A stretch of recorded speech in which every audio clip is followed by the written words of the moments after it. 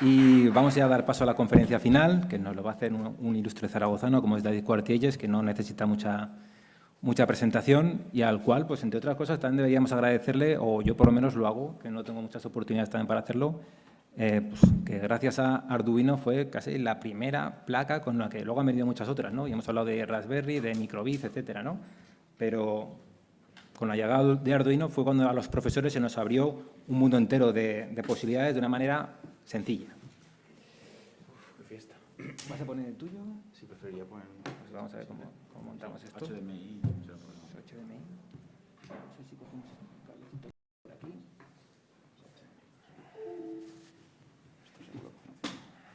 Y a por la botella.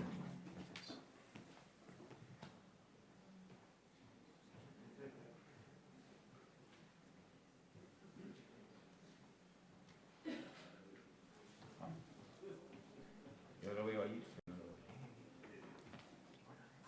El agüita aquí. Ahora. Gracias. ¿Todo ok? Sí, parece que sí. Se puede duplicar la imagen y ya está.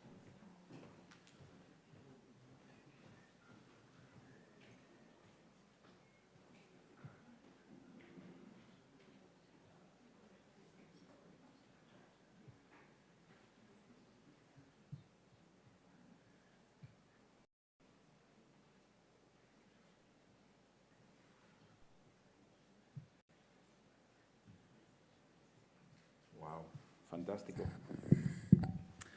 Bueno, buenas tardes. Vivo en Suecia, no llevamos mascarilla, no aguanto el...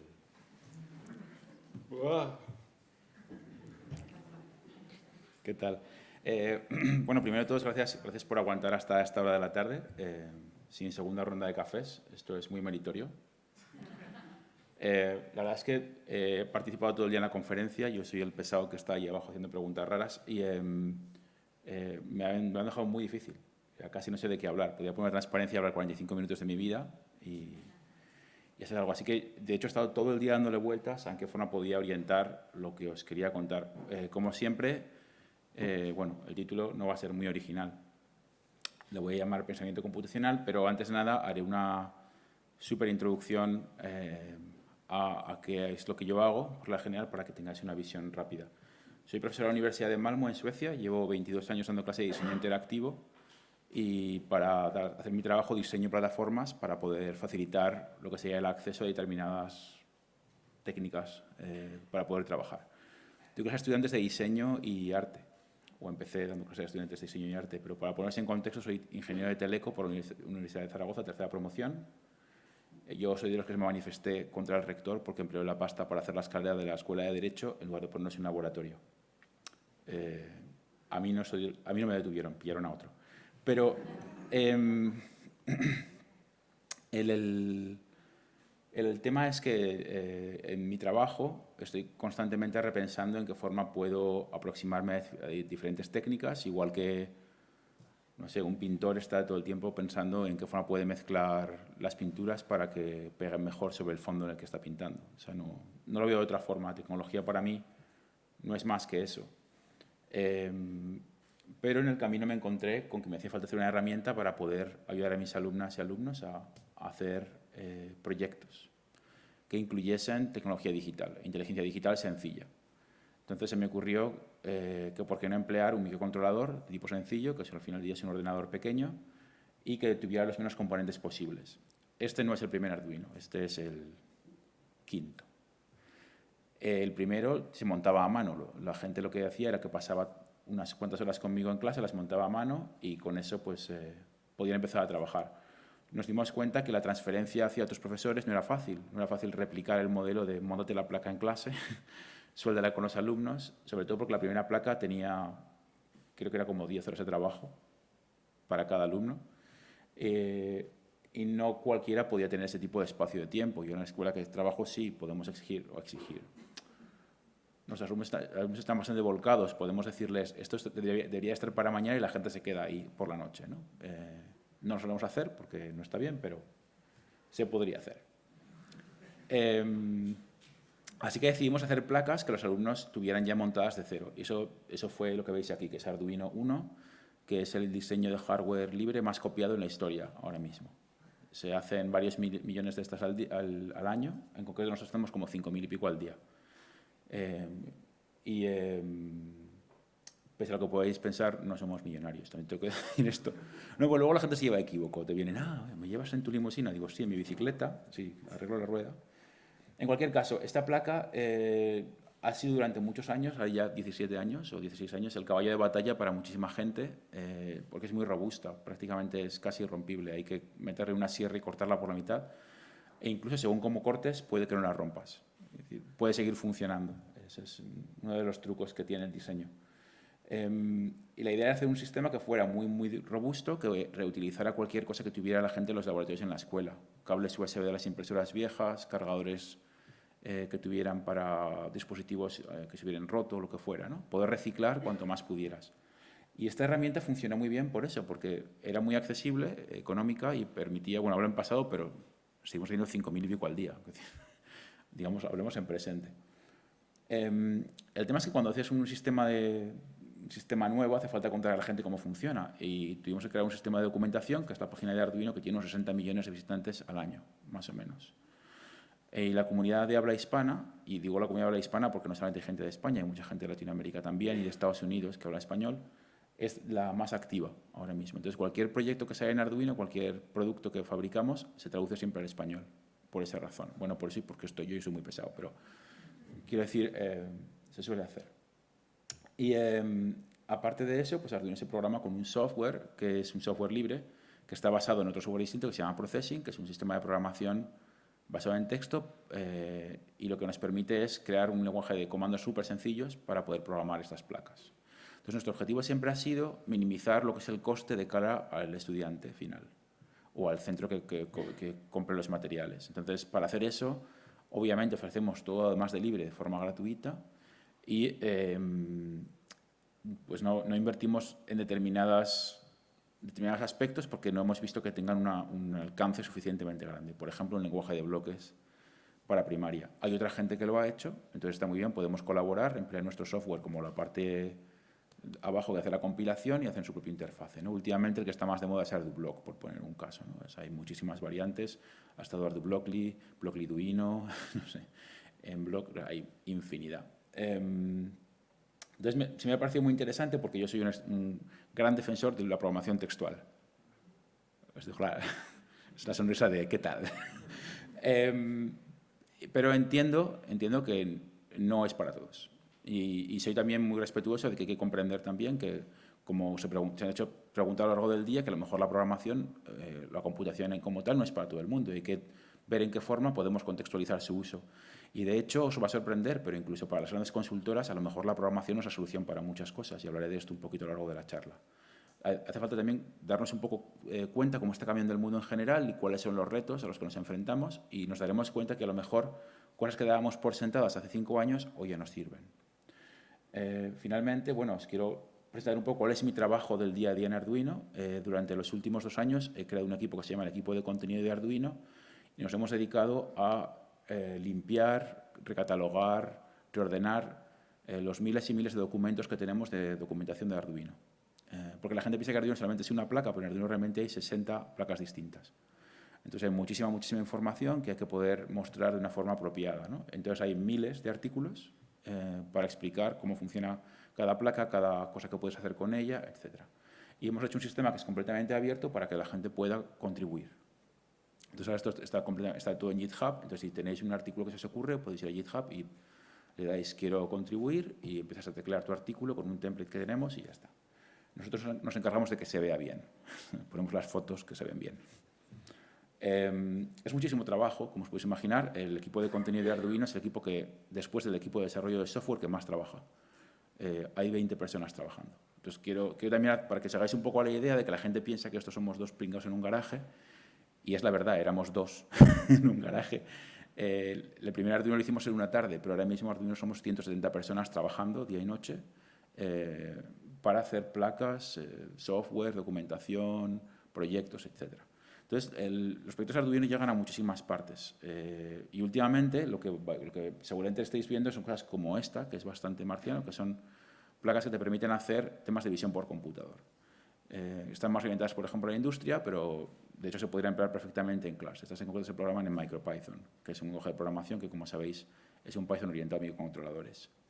Y lo que hacemos es colaborar con un montón de desarrolladores de todo el mundo. En este caso colaboramos con un equipo que se llama OpenMV, que desarrollan un sistema de programación en Python para temas de visión por computador. Entonces tienes ahí tu cámara, tienes, en este caso, pues ha dicho quiero ver un histograma de color de lo que ve la cámara, por ejemplo, ¿no? Y como veis, realmente no es tan difícil.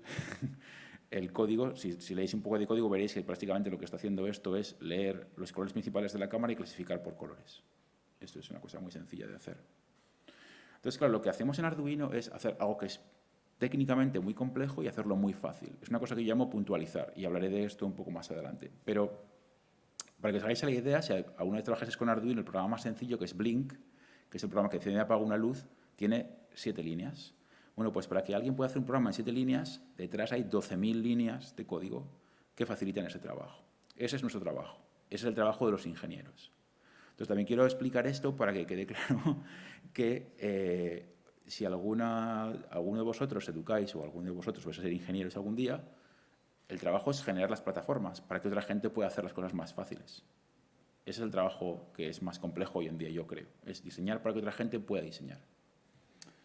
Bueno, luego cosas se pueden hacer todo tipo de locuras. Por ejemplo, coches que se conducen a sí mismos es un gran clásico de Arduino. Este que veis aquí es un proyecto que hicimos para Chevrolet. Chevrolet vino y nos dijo, ¿podemos hacer un anuncio con vosotros de un coche que se conduzca solo? Y dijimos, sí. Y en menos de una semana construimos ese robot que se ha sentado junto al volante, que mueve el volante, le da la llave, mueve los cambios, le da los pedales y conduce el coche. Y luego trajimos un dúo musical de YouTube que se llama The Bread Domino Trio.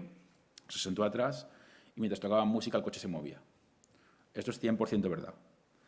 Nunca lo visteis en la tele porque Chevrolet pensó que era una locura, entonces nunca jamás lo quisieron sacar en un anuncio de verdad. Pero nos pagaron por hacerlo. Esto consta en acta, dijeron, sí, qué buena idea, ¿qué tal? Y bueno, también tengo que decir que yo no dormí durante 4 días y cuando por fin el coche se conducía solo yo me desmayé y me quedé muerto en el asfalto sin mayores problemas, solo se me abalancó la barba. Luego, Arduino se emplea muchísimo en educación, como mucha gente ha mencionado ya.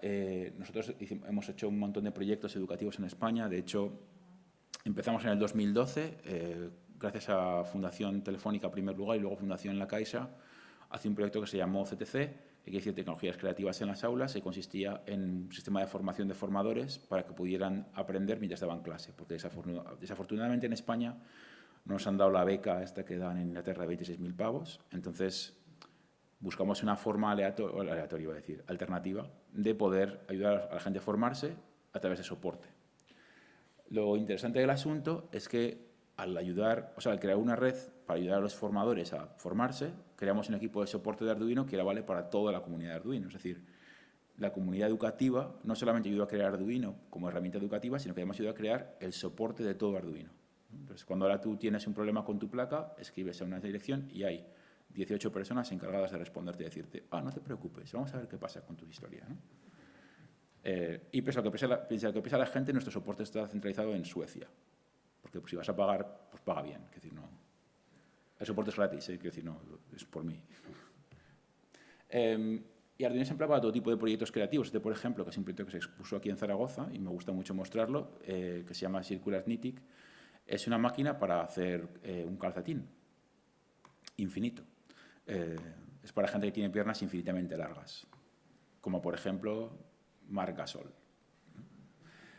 Bromas al margen, esto es una máquina que lo que hace es una máquina completamente open source que la diseñaron Mar y Bárbara, que es una pareja de artistas. Mar es catalán y Bárbara es de Tallinn.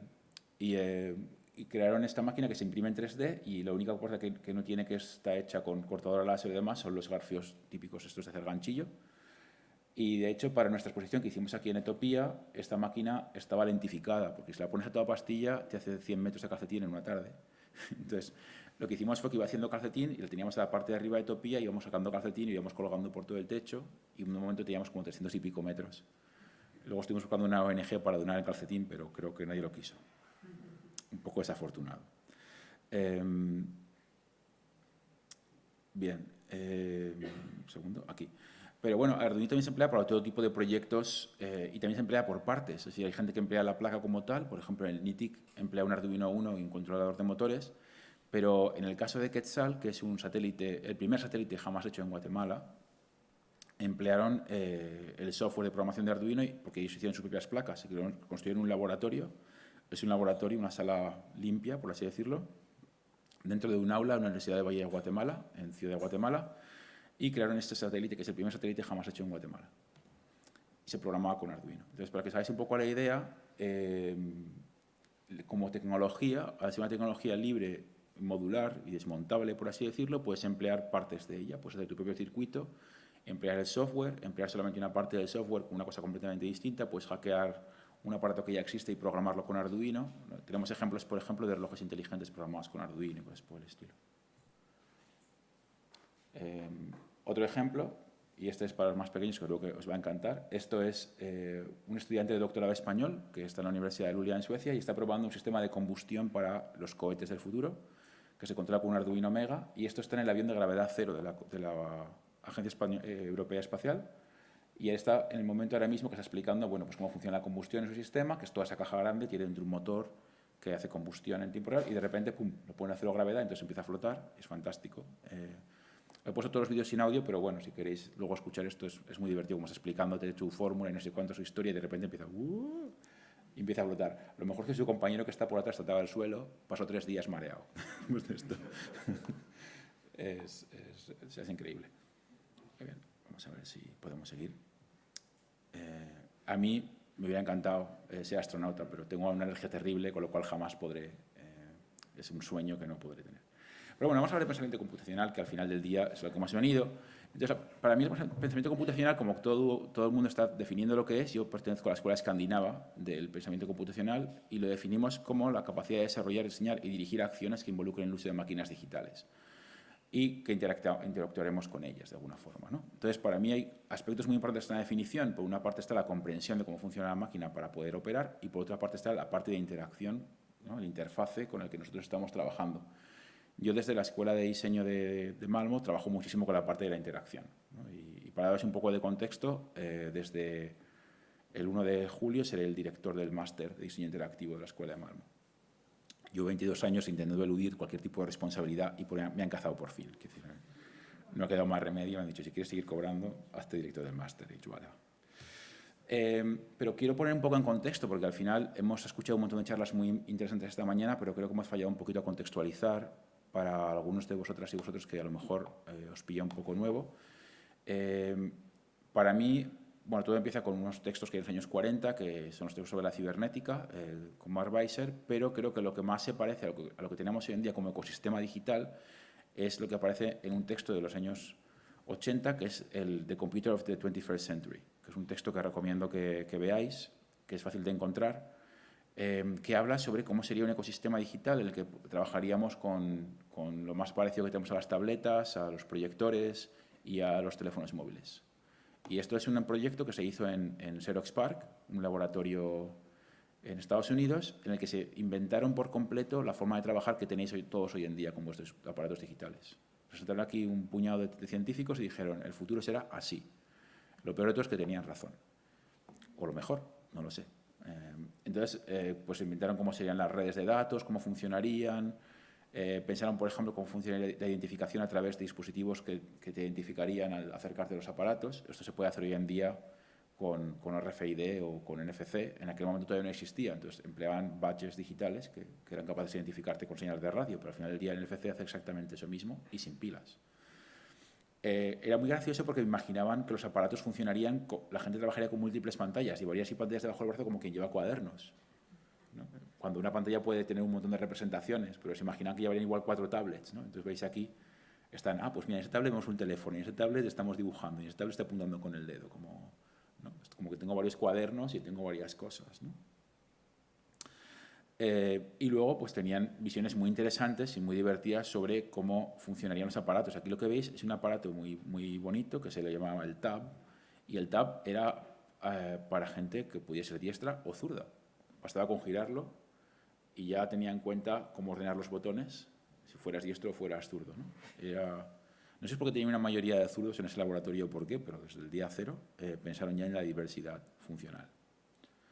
Y me parece muy interesante cómo se mezcla aquí también un poco el diseño y cómo pudieron anticipar un montón de las cosas que empleamos hoy en día. ¿Qué tipo de actividad puede ser interesante tener en tu mano? Pues el correo, el clima, el tiempo, la lista de teléfonos. Si os fijáis, no hay una gran diferencia entre eso y lo que tenéis a día de hoy en vuestro teléfono móvil, quitando 53 juegos, ¿vale? Pero en aquel momento los juegos creo que no estaban todavía considerados porque no había mucha capacidad de cómputo. Seguimos un poco más para allá. Otra gran cuestión es la conectividad. Hoy prácticamente no se han hablado mucho de lo que serían los retos técnicos. Yo creo que es muy importante tener en cuenta los retos técnicos porque al final del día el pensamiento computacional, obviamente sí lo podemos hacer con papel y lapicero, pero hasta que no te enfrentas materialmente a la tecnología hay un montón de cosas que no puedes comprender. Yo puedo hacer un prototipo, por ejemplo, papel y lápiz, de cómo sería un reloj de cocina, pero hasta que no implemente el reloj de cocina y lo ponga en mi cocina, no sé exactamente cómo tiene que funcionar el software. De hecho, acabo de tener una actividad con mis alumnos de una semana en la que fabrican un reloj, un temporizador que lo pueden emplear para ver cuánto tiempo les cuesta lavarse los dientes, para ver cuánto tiempo cuesta hervir un huevo o cuánto tienes que tener la bolsa de té dentro de la taza, ¿no?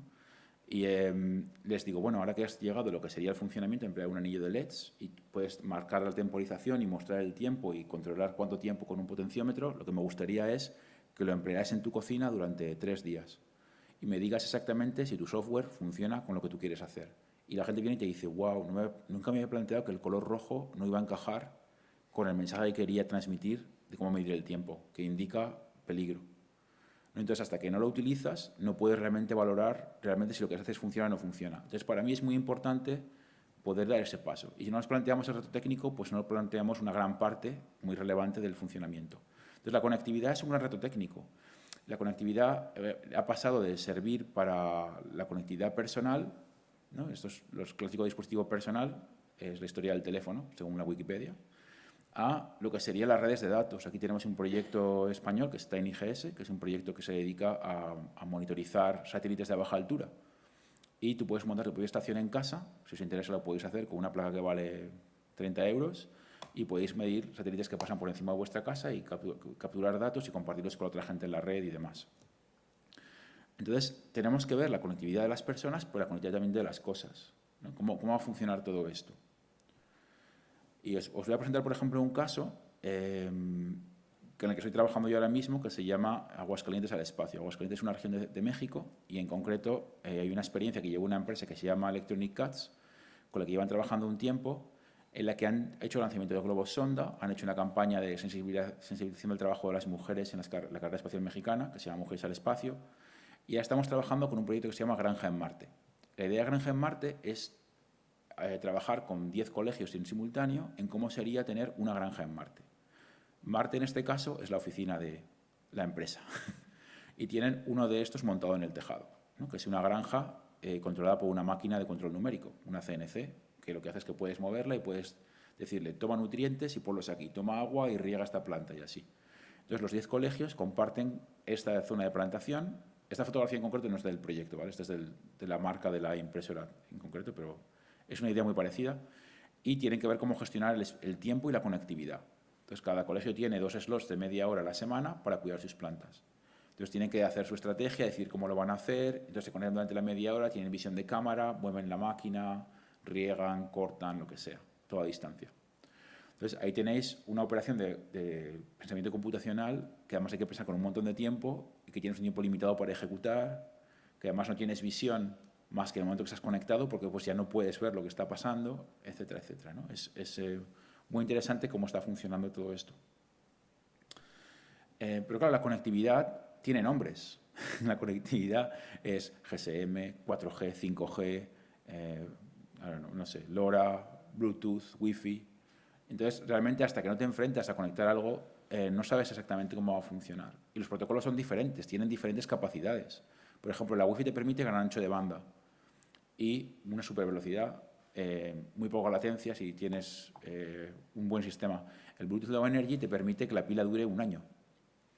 Entonces, ¿qué tipo de proyecto vas a hacer? Hasta que no sabes qué proyecto vas a hacer, no sabes qué conectividad quieres utilizar. Esas preguntas hay que responderlas. Entonces, hay una parte material súper importante dentro de lo que es el trabajo computacional que hay que tener en cuenta a la hora de pensar, ¿no?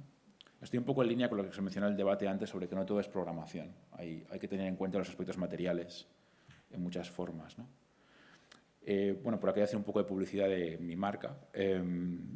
Nosotros hemos trabajado durante varios años en analizar cómo debería de ser un producto educativo que se puede utilizar en una clase para tener una clase en la que haya, por ejemplo, 10 kits conectándose simultáneamente, ¿no?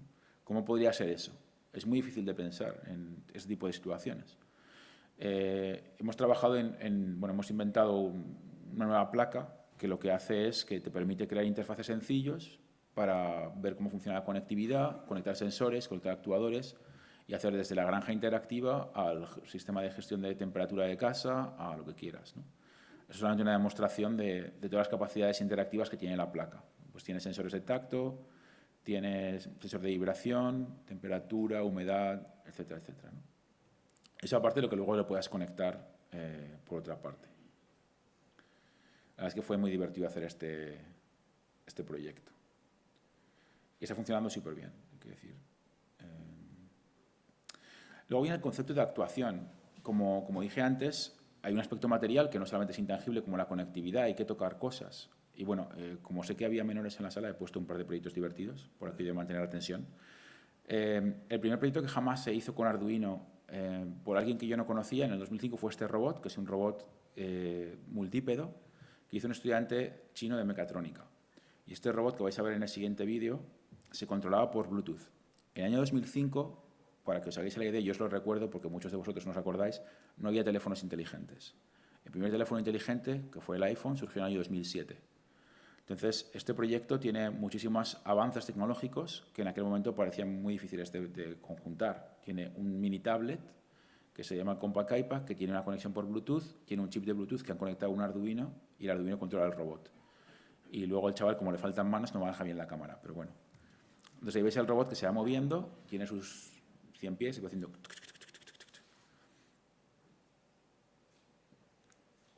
Eso es tan impresionante. Luego aparte tiene otro vídeo que dura 16 minutos en el que muestra los sensores del robot, tiene sensores de nariz para detectar objetos y demás.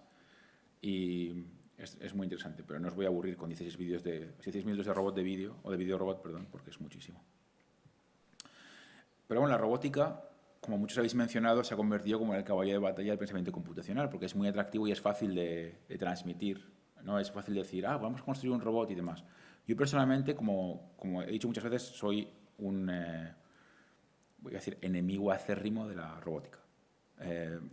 No es verdad, no es cierto, no sería justo, me gustan los robots, hay robots que me caen mejor que otros, pero lo que sí que sucede es que pienso que hay muchas más opciones para la tecnología que la robótica. Y de hecho pienso que uno de los problemas que hay en la brecha de género es que tenemos una tendencia a decidir por el resto de la gente qué es lo que puede ser interesante.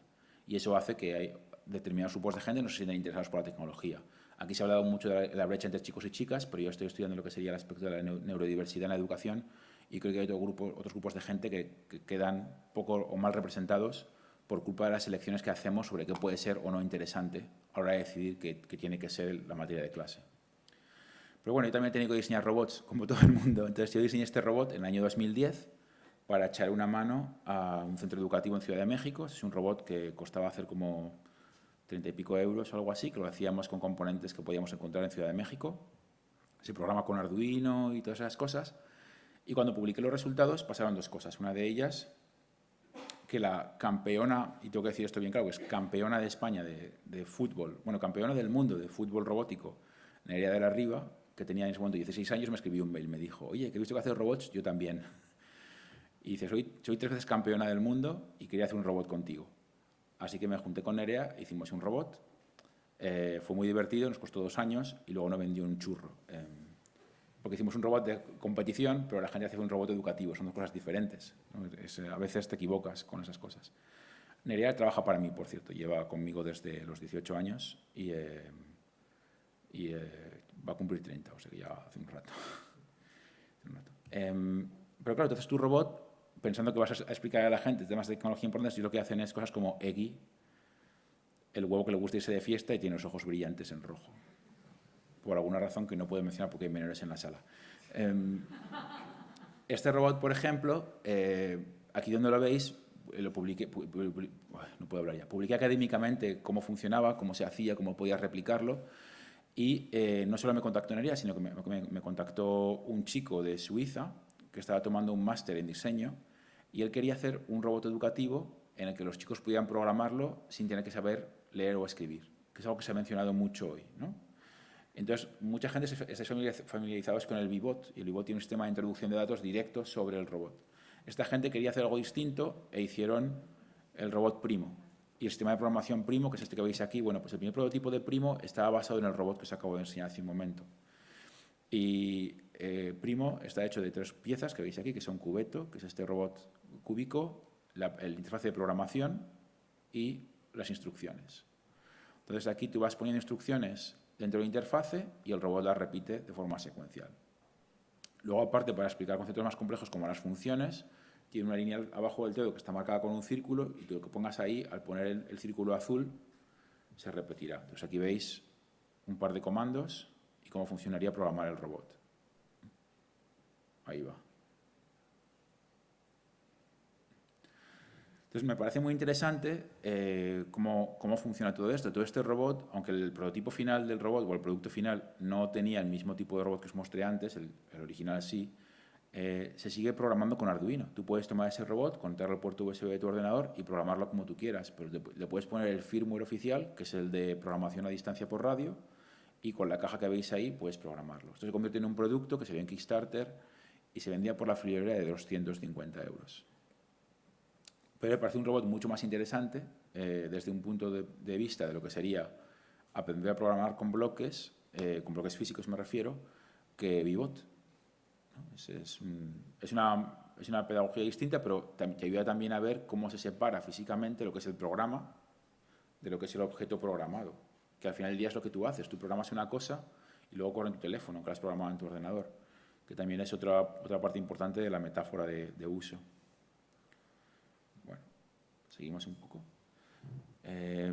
Y como os he dicho, pues no es que todos los robots me caigan mal. Obviamente, aquí tienes el último robot de Arduino que anunciamos la semana pasada y es la segunda generación de robots y le estoy enseñando a moverse con movimientos físicos. Entonces, el robot ahora replica el movimiento que hemos hecho antes y como me cae muy bien le digo, choca a las 5. Ahí va.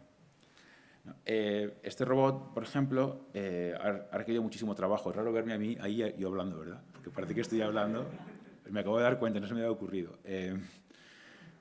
Bueno, es el clásico ejemplo de mover un objeto de un sitio a otro, ¿no? Pues lo hemos programado antes en el vídeo y ahora lo repite, ¿no?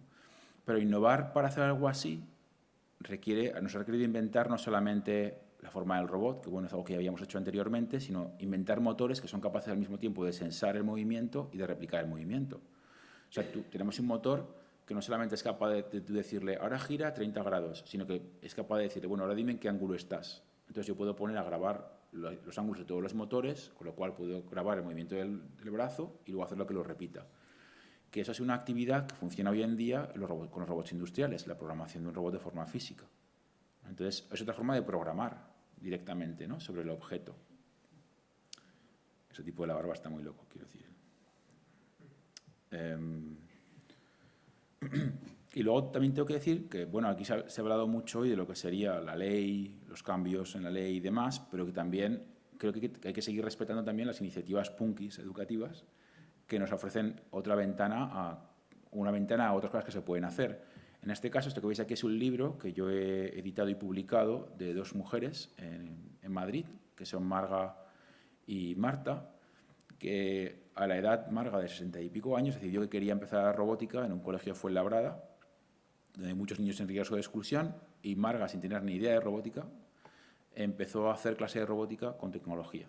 Y nosotros pues, documentamos su proceso y lo publicamos para que la gente lo pueda leer y puedan ver en qué forma funciona, ¿no? Si algunos estáis interesados, pues luego os puedo contar cómo conseguir una copia del libro, porque quiero tener una opción punky a lo que sería la clase de tecnología para niños de 5 y 6 años. Eso es importante. Un aspecto importante, como comenté antes, es la interacción. Yo trabajo mucho con fijarme en la interacción. Aquí veis 2 ejemplos de un proyecto que hice justo antes de Arduino. Y esto que veis es pues cómo emplear un motor como sensor y como actuador. Entonces, al mismo tiempo, en la parte izquierda veis como yo solo con tocarlo el motor detecta que lo estoy tocando y él empieza a girar, y en la otra parte un software diferente que lo que hace es oponerse al movimiento, ¿no? Son dos comportamientos distintos sobre un mismo sistema de actuación. Entonces, esta parte está simbolizando realmente todo este concepto de interacción. ¿Cómo nosotros podemos interactuar con las máquinas? ¿Cómo podemos aprender a programar esos comportamientos que nos hagan la cosa más fácil, ¿no? Si yo por ejemplo, el programa motriz a la hora de girar las manos, el movimiento que veis en la parte izquierda sería ideal. Si yo tengo que empezar a hacer como que giro y la máquina gira sola, y solo la toco otra vez y se para. No tengo que hacer todo el movimiento, todo el recorrido de la muñeca, lo hace solo, ¿no? Luego podemos ver también cuáles son las funciones, las formas óptimas de interactuar. Esto que veis aquí es un teclado hecho con un Arduino que tiene las teclas ordenadas en orden alfabético. Está hecho por un alumno mío que está empeñado en demostrarme que si el teclado estuviera ordenado alfabéticamente podría teclear más rápido. Y yo le decía a Marcus que no. Le decía a David que sí. Dije, pues hazte un teclado. Y se lo hizo. Y bueno, como podéis ver, realmente la organización física importa, como todos sabemos ya, pero tampoco está mal poder demostrarlo, ¿no? Y hay otro aspecto material de la interacción que es importante, ¿no? Poder comprobar y mostrar que funciona y que no funciona. Pero claro, el tema de interacción funciona en muchos niveles. Lo que veis aquí es otro proyecto que hice con un compañero de la universidad, Simon, que veis ahí atrás. Es una de las personas que conozco en el mundo que más sabe sobre olores. Interacción por olores. Esto seguramente no lo sabéis porque tampoco lo sabía hasta hace muy poco, pero en los principios de los años 2000 hubo un montón de startups dedicadas a la estimulación de espacios por olores. Pues si vas a una perfumería, por ejemplo, que estén estimulando con una determinada esencia, o las cafeterías o lo que sea. Entonces, este señor de aquí, que lleva años trabajando con lo que sería aprendizaje de olor, se ha hecho ahora bastante conocido por todo el problema de la COVID, porque la gente ha tenido que aprender otra vez a distinguir olores. Entonces, aquí lo que veis es un juego en el que hay 54 esencias diferentes. Entonces, tú abres el frasquito de esencia, lo hueles y dices, esto es lavanda. Entonces, lo pones encima de un lector que está hecho con un Arduino, con un ordenador, y tienes en Unity, te dice, pues sí, eso no es. Entonces, han desarrollado, gracias a este lector, 4 juegos diferentes para que la gente practique sus capacidades olfativas, ¿no? Entonces, eso para que veáis otra forma de interactuar que no es las clásicas de botones, teclados y demás. En este caso es interacción por el olfato. Y luego, por supuesto, pues hay todo tipo de proyectos felices, como esto que veis aquí, que es un proyecto que hicimos en el 2004, que es una silla interactiva que tiene 2 sensores. Tiene un sensor de presencia en la sala y un sensor de peso en el cojín.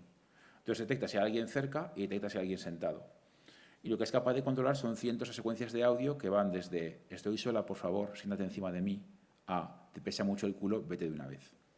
Y todo va entre medio. Entonces, en función del tiempo que ha pasado desde que estás sola hasta que llevas mucho rato sentado, varía, ¿no? Modula el tipo de frase que te va a decir. Entonces empieza con estoy muy sola, no me dejes aquí, por favor, soy una silla solitaria. Cuando te sientes empieza, qué bien que hayas venido, estoy calentita, etcétera, etcétera. Y cuando llevas un rato empieza ya, te estás pasando, empieza a moverte, te pesa el culo, etcétera, ¿no? Entonces, ese tipo de proyecto sencillamente analiza lo que serían patrones de comportamiento e intenta traducir un patrón de comportamiento, que aquí define como la persona molesta, a un objeto físico. Es un ejercicio tradicional que te empleamos mucho en diseño interactivo para practicar la personificación de los objetos, ¿no? ¿Y por qué puede ser interesante hacer que un objeto tome un carácter de una persona? Bueno, ese tipo de ejercicio, como podéis imaginar, sería divertidísimo hacer con gente de 12 años en clase, ¿no? Pero claro, volviendo a las actividades punkis, yo solo os puedo recomendar que hackeéis el teléfono móvil para echar una partida a Pokémon GO. Y cuando encontréis el Pokémon, con vuestra bola impresa en 3D, con la impresora de Retrotec, podéis lanzar la bola y con el acelerómetro del Arduino, ¡flum!, cazar el Pokémon. Y así hacéis todo el ejercicio, buscando el Pokémon y buscando la bola. Entonces, hay todo tipo de proyectos que se pueden hacer, el que la interacción con pequeños matices y sensores que se aprenden muy rápidamente pueden servir para interactuar de una forma distinta con sistemas que ya existen. De nuevo, en este caso, si no tuviéramos la oportunidad de poder programar esto, no podríamos jamás saber cómo sería la experiencia, ¿no? Entonces, es otra cosa importante de la computación, de lo físico, juega un papel muy importante. ¿Y cuánto rato llevo, por cierto? Porque no sé. Me quedan como 10 transparencias. Voy a darme prisa. Entonces, ya empiezo con la parte filosófica. Cambio y puntualización. Bueno, algo que está claro, que las herramientas están en un fuego constante de cambio.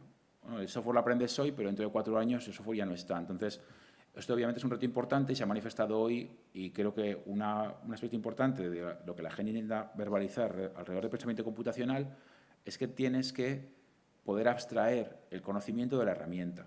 Es decir, quiero mover imágenes, quiero filtrar los píxeles, quiero hacer no sé qué. Es diferente en hacerlo en Illustrator o en Photoshop o en GIMP o en Inkscape. Los últimos 4 son herramientas diferentes para el trabajo de imágenes, vectorial o en raster. Lo que quiero hacer de forma abstracta es filtrar la imagen, ¿no? Entonces, el gran caballo de batalla es cómo se puede separar, qué se puede medir, ¿no? Vemos que el cambio se manifiesta de 2 formas. Por una parte, cada vez hay más opciones para hacer las cosas, y por otra parte, hay tareas que pierden sentido, porque hay cosas que ya están hechas, ¿no? Por ejemplo, al principio comprábamos leche y teníamos yogurteras y hacíamos yogur. Bueno, los que somos de los años 70. A día de hoy compras el yogur hecho. ¿Quién se acuerda de hacer yogur? Muy poca gente. Entonces, ¿qué sucede? Pues que hay tareas que pierden sentido porque hemos encontrado otra forma de hacer lo mismo más rápidamente, ¿no? Lo mismo pasa con las herramientas de software y con las herramientas digitales en general. Y la puntualización, que creo que es un concepto un poquito más nuevo para muchos de vosotros, es el proceso de representación de una red de recursos en un solo nodo. Es decir, si yo digo, bueno, pues voy a filtrar una imagen y tengo que abrir el software, elegir la imagen, ejecutar la acción de filtrar anti-blur, por ejemplo, o yo qué sé, de quitar el rojo de los ojos, ¿no? Etcétera, etcétera, etcétera, y de repente todo se lo puedo reducir a un solo icono en el que solo tengo que arrastrar la imagen sobre el icono, habría puntualizado todo este proceso complejo de una acción tras otra secuencial, y podría olvidarme de cómo funciona por detrás, ¿no? Entonces, la puntualización es una cosa que está fuertemente defendida por el automatismo. Y cuanto más automatizamos de forma digital, pues más puntualizaremos. Cuando algo se vuelve ubicuo, se puntualiza y se desvanece. Y su importancia, o sea, somos incapaces de comprender su importancia. Y ese es uno de los riesgos que tiene. Entonces hay que encontrar un balance a la hora de educar en cuánto queremos profundizar y cuánto no, cuánto vamos a puntualizar y cuánto no. O sea, no solamente es hacer una cosa que tenga mucho efecto, sino también comprender la esencia de las cosas. Entonces esto va con el clásico debate de ¿debemos aprender a programar por bloques o con código? ¿No? ¿Cuál es la parte? Hoy se ha mencionado un par de veces este aspecto, tanto creo que lo ha mencionado Valero y lo ha mencionado también nuestro invitado inglés. Y yo creo que lo que nos estamos olvidando es que, de hecho, no hay evidencia todavía científica, hasta donde yo sé, de cuál es el aprendizaje que se transmite o que se mantiene después de haber aprendido pensamiento computacional con bloques a programación con código. Eso es algo que todavía, desafortunadamente, no sabemos. Entonces, a mí, lo que me dice mi intuición es que hay que programar con código siempre. Esto es una broma. Es decir, hasta que hay evidencia científica, obviamente, pues no se puede decir una cosa a la otra, y estamos un poco actuando, como se ha mencionado desde esta mañana también, en algún momento, creo que lo ha dicho María, en muchas cosas estamos actuando a través de sentimiento de intuición o a veces de expectativa de lo que queremos que hagan los alumnos y lo que pensamos que puede ser mejor, pero no tenemos una evidencia real. Bueno, hablando de puntualización, pues yo también he trabajado con esos aspectos. Aquí veis un proyecto que hicimos en su día, cuya idea era hacer sistemas inteligentes de manera que cada sensor o cada actuador fuera un mini ordenador que él solo pudiera aparecer sobre la pantalla y al momento que aparece empezar a interactuar directamente. Entonces aquí veis que mientras vas conectando cosas, ellas automáticamente aparecen en la pantalla y lo único que tienes que hacer es dibujar la relación entre ellas. Pues cuando aprietas el botón suena el sonido, cuando actúas el sensor de luz suena el sonido, ¿no? Entonces tú puedes encadenarlas de forma secuencial o en paralelo para que actúen sobre una cosa al mismo tiempo o no. Entonces, en función de qué cosas combinas, puedes hacer diferentes funcionalidades. Esto es un proyecto que hicimos, que funcionó, por cierto, y con el que trabajamos durante 3 años en hacer 99 tests con diferentes colegios, y cada test tenía 4 o 5 grupos, sobre cómo de complejo era inventar nuevas cosas. Es decir, esto lo que nos permitía es coger un grupo de gente que no tenía ni idea de computación digital y en 1 hora evaluar si eran capaces de inventar algo nuevo, digital y funcional, ¿no? Había cosas que eran como, por ejemplo, la cámara, o sea, la máscara interactiva de carnaval, como veis aquí. En teoría es una máscara que tú te pones y conforme te vas moviendo con el acelerómetro, pues va cambiando colores y sonidos y demás, ¿no?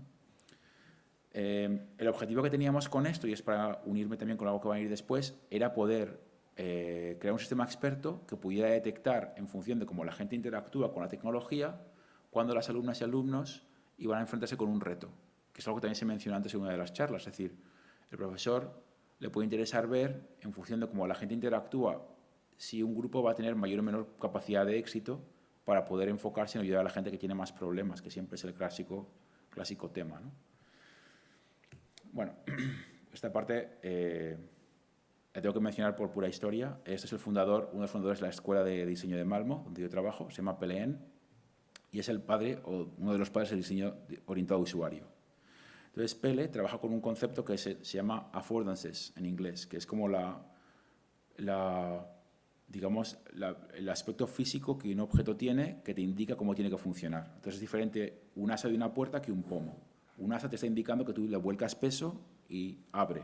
Es que un pomo requiere un conocimiento distinto de cómo funciona. Por ejemplo, las puertas de emergencia, si os fijáis, no tienen un pomo, tienen una barandilla en la que tú apoyas tu peso y abre. Entonces, te ofrece un affordance, que no sé decirlo en español, una capacidad o que es más directa. Te indica mejor físicamente cómo funciona. Pues bien, Pele tiene un texto académico muy interesante que compara las jarras de café de las SAS con las jarras de café de Stelton que llevan los trenes daneses. Estoy seguro que vais a coincidir conmigo que esta jarra es súper bonita, ¿no? ¿Vamos a votar? ¿A ti no te gusta? Vaya, hombre, me acabas de estropear la charla.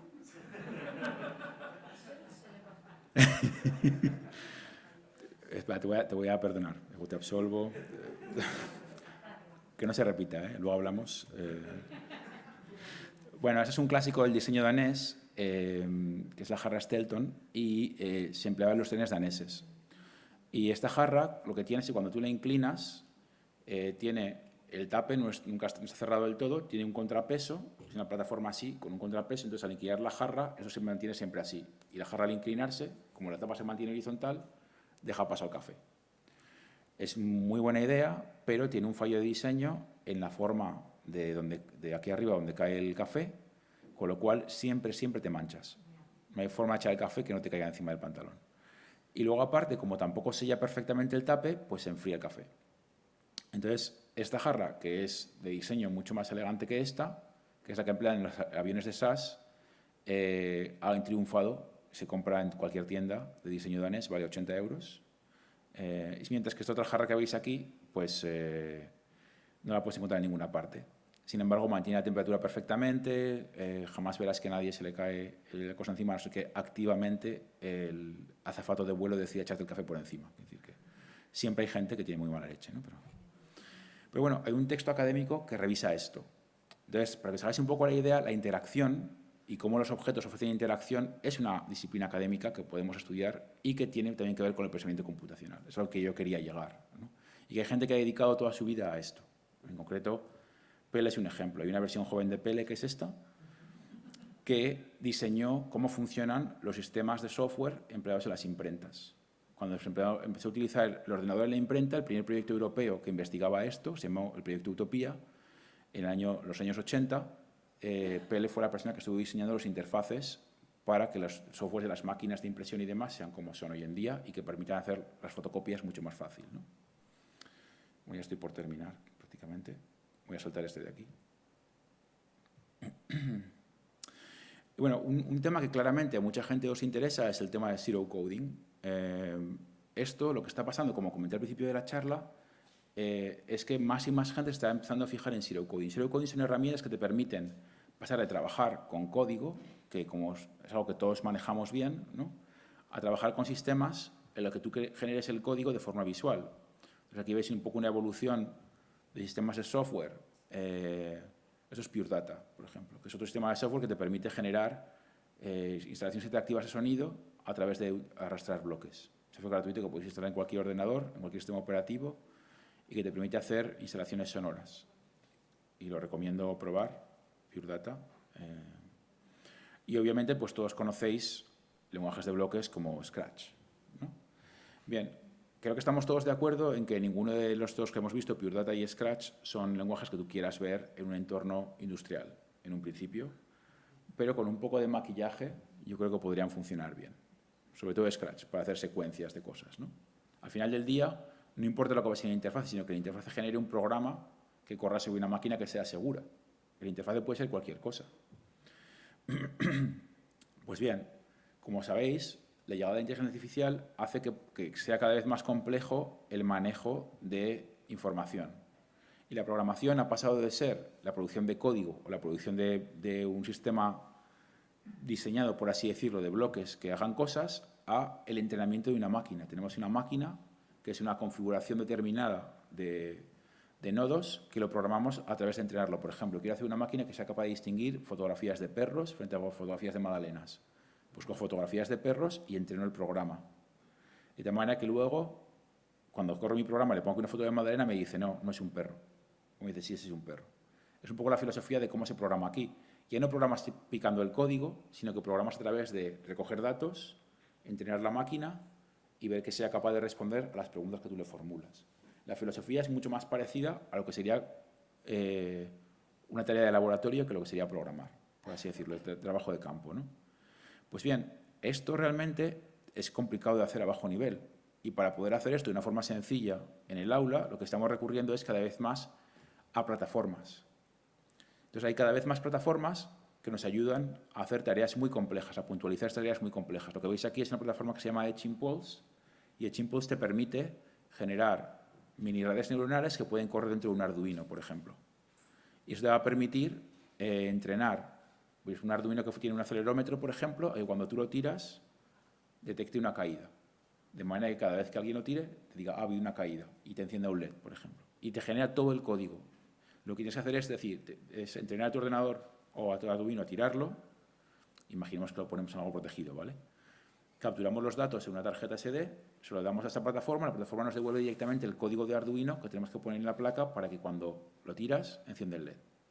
Entonces, esto es lo que llamamos zero coding. No hay que picar código, sino que hay que hacer las tareas alrededor de la generación de código y las plataformas lo generan. Bueno, pues ese tipo de situaciones se pueden aplicar a cosas como esta, pues se pueden aplicar a la generación de apps que te estén mostrando información, por ejemplo, de cómo tu tienda está vendiendo cosas. Y cada vez más consultoras ya no generan el código de las cosas, sino que emplean zero coding para hacer aplicaciones para clientes finales.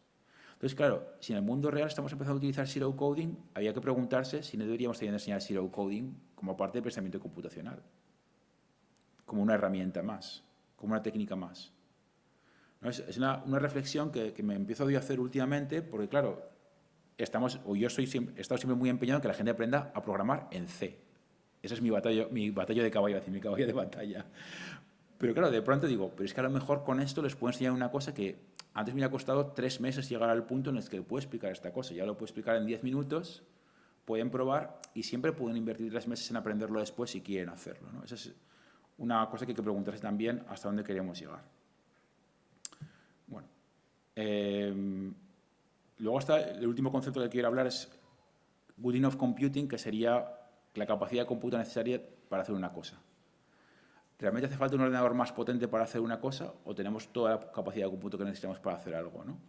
Y esto yo me lo planteo desde un punto de vista bastante sostenible, ¿no? A día de hoy, para hacer algo tan sencillo como un satélite que podemos lanzar en un cohete, esto es un experimento que se hace aquí en Zaragoza cada año con la Fundación Ibercibis, que es el Campeonato Nacional de CANSAT, que es un proyecto aquí de la ciudad. Se emplea un ordenador de 8 bits, súper pequeño, que es capaz de comunicarse por radio LoRa y es capaz de capturar un montón de datos que caben en el tamaño de una lata de refrescos, es decir, algo así de grande. Se lanza a 1 kilómetro de altura y cae con un paracaídas mientras va tomando datos y va informando sobre diferentes cosas, ¿no? Esto es un lanzamiento real, hecho aquí en Zaragoza hace 2 años, antes de la pandemia justo. Entonces, la pregunta realmente es, ¿cuánta capacidad de cómputo nos hace falta para hacer cosas? Pues a lo mejor las plataformas tenemos también que ver hasta dónde queremos llegar a utilizarlas, porque si corren en servidores, granjas de servidores, emplean muchísima capacidad de cómputo. Entonces, hay un libro, como hoy de hecho me ha gustado mucho la charla, porque se han mencionado muchísimos libros, y yo siempre que voy a conferencias lo que hago es anotar qué es lo que me tengo que leer. Os quiero recomendar un libro sobre la visión crítica de la computación que se llama Your Computer is on Fire. Y este libro lo que hace es analizar la computación desde una visión crítica. Dice, sí, la computación es muy necesaria para hacer un montón de cosas, pero también hay que ver cuáles son los riesgos que puede traer a la gente, ¿no? Y, por ejemplo, un riesgo que tiene es, como se ha mencionado antes, el tema de género. Os voy a leer un título de por aquí, que es: el sexismo es una característica, no un error. Es decir, el sexismo es una característica del sistema. No es que sea un fallo, sino que está tan embebido en el sistema que es una propiedad del mismo, ¿no?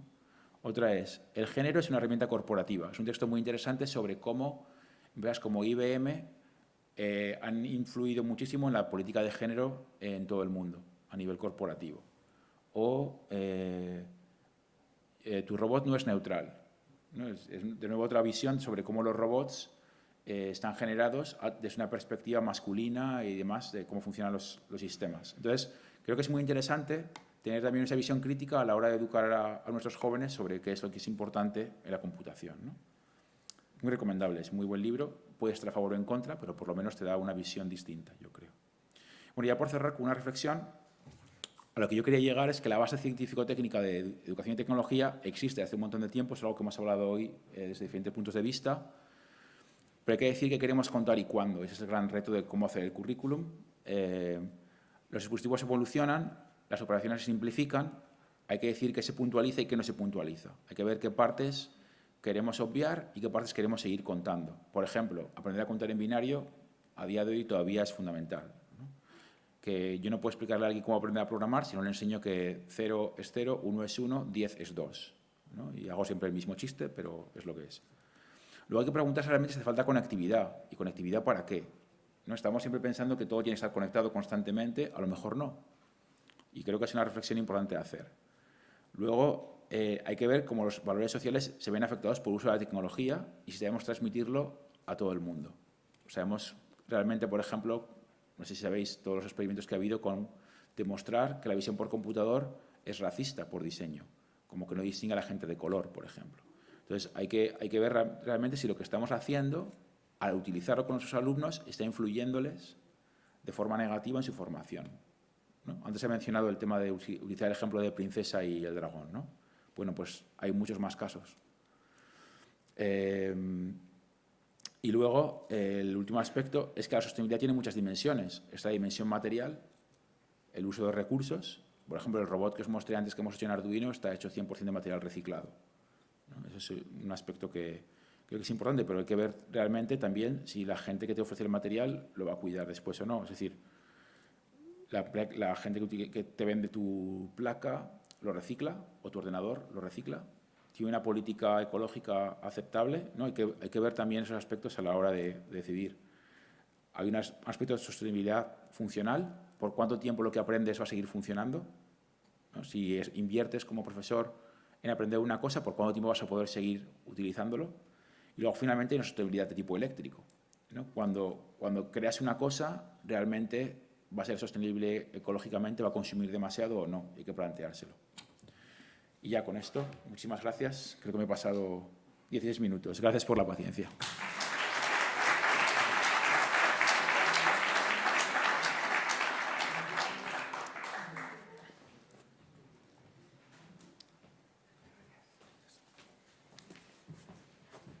Bueno, pues hasta aquí la jornada.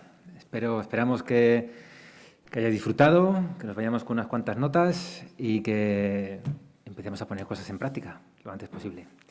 Muchas gracias por haber venido, por haber aguantado hasta el final y si todo sale bien, el año que viene nos vemos por aquí, ¿de acuerdo? Muchas gracias.